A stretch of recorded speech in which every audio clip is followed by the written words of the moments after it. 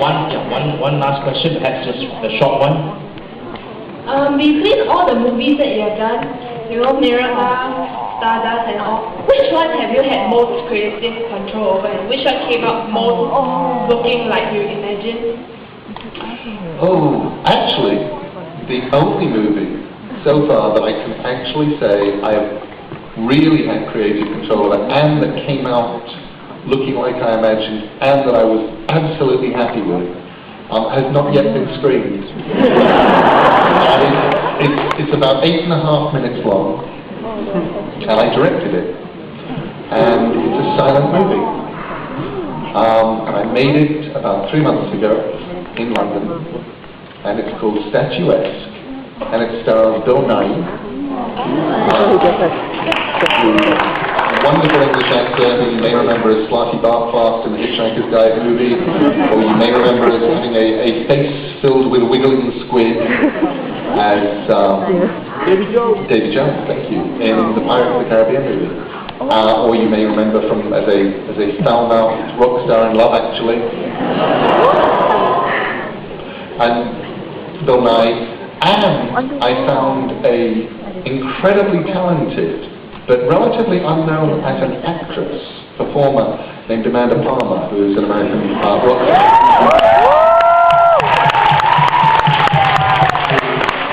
Has a background as before she was a rock star, she was a human statue. And it's a story about a man who falls in love with a human statue. And a different human statue falls in love with him. And what happens the night that he gets followed home by a human statue. So and it was the first time I've ever actually felt, okay, I have complete control. This is the thing in my head. I'm making it. Nobody else gets to tell me what it's like. Look, I'm even editing it exactly like I want. This is my thing. And it was glorious. It was absolutely wonderful. And in some ways it spoiled me.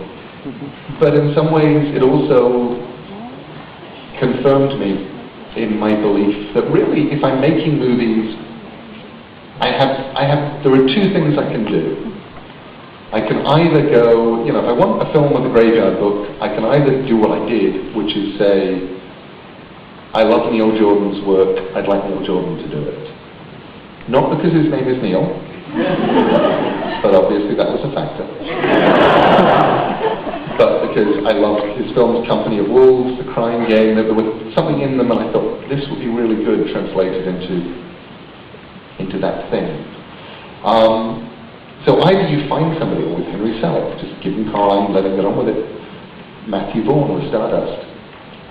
Or you do it yourself. But if you're going to give it away, you have to be willing to give it away. People say, what do you think of Stardust? And there are two answers, and they're both completely correct for me. One of which is, look, I love the Stardust movie. I think it's a great film. I think it's an absolutely wonderful, rollicking thing. And I can absolutely see how it was inspired by my book, and I love those scenes that are the same.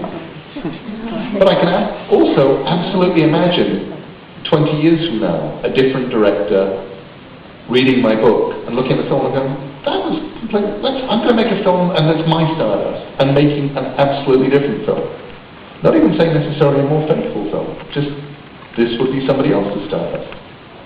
And I'm really happy with that. But you will love it just the same? And you will love it just the same? I think it's good. I mean, there have been adaptations of my stuff that I really haven't liked. And there have been adaptations. A lot of theater is very variable. Sometimes I've seen theater adaptations of some of my stories that I thought, oh my God, this is amazing. And then I've seen theater adaptations where I have, after seeing it, I've quietly phoned my agent and said, if they want permission to do this anymore, or take this production anywhere, just say no. With films,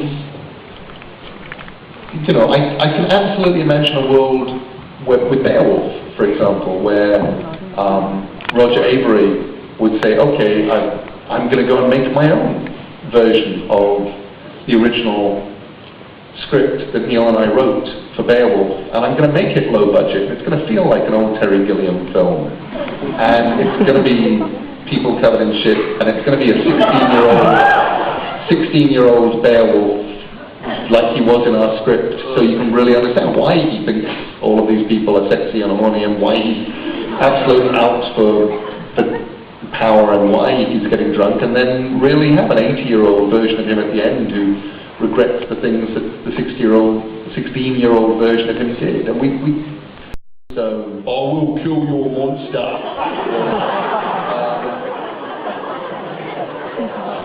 Which is not to say that the I will kill your monster version doesn't have power and doesn't have some really cool things. And you know, has a 10-minute dragon fight at the end, which we never wrote in the original because we knew we wouldn't have the budget. So we just had a really talky sort of thing that finished quite quickly. But it would be really fun. A world in which Roger one day could go back and make that would make me very happy. I'd love to see that film. Does that answer your question, sort of? Yes, thank you. You're very welcome. Okay, that's all the time we have. I'm sorry.